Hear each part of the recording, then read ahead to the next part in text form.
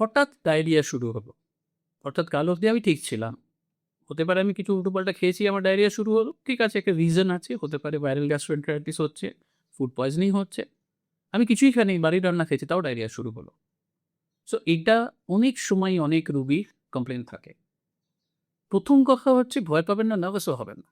এই ডায়রিয়া অনেক কারণে হতে পারে। সিম্পল একটা জিআই আলসার থেকে হতে পারে, জিআই ইনফেকশন থেকে হতে পারে, normal bacterial colonial root change করার জন্য হতে পারে, কোনো ওষুধ থেকে হতে পারে, কোনো জল থেকে হতে পারে, আবার কোনো ইনফেক্টিভ প্যাথোলজিও হতে পারে। আবার এমনও হতে পারে যে আপনার কোনো ক্রনিক রোগ আছে, এটা আলসারেটিভ কোলাইটিস হোক, ক্রনস ডিসিজ মানে ইনফ্লামেটরি বাউল ডিসিজ হোক, কি আইবিএস হোক, কি অন্য কোনো প্রবলেম, যেগুলো ফার্স্ট টাইম এটা দিয়ে শুরু হলো।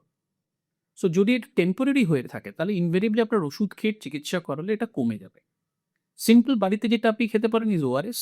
বাট অনেকেই আছে এন্ট্রোকিউনাল এক্স ওয়াই জেড ওষুধ বাড়িতে খেললে আমার মনে হয় সেটা করবেন না, কারণ সেটা সবকটা ওষুধের কোনো না কোনো ডেডলি সাইড এফেক্ট আছে।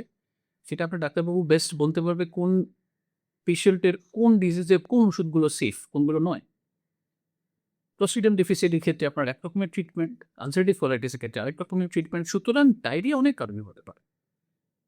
শর্ট টার্ম যদি হয় ইনভেরিয়েবলি এগুলো কয়েকদিনের ভেতর, ২-৩ দিনের ভেতর, ৪ দিনের ভেতর যদি রেজিস্ট্যান্ট ডায়রিয়া হয় কমে যায়।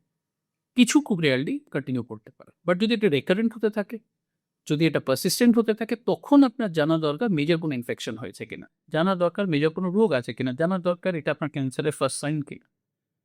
সেক্ষেত্রে আপনার কোলোনোস্কোপি দরকার হতে পারে, স্টুল টেস্ট দরকার হতে পারে, ফার্দার টেস্ট দরকার হতে পারে, অ্যান্ড অ্যাকর্ডিংলি যা ডায়াগনোসিস বেরোবে তার ট্রিটমেন্ট।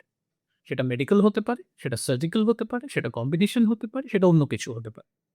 নমস্কার।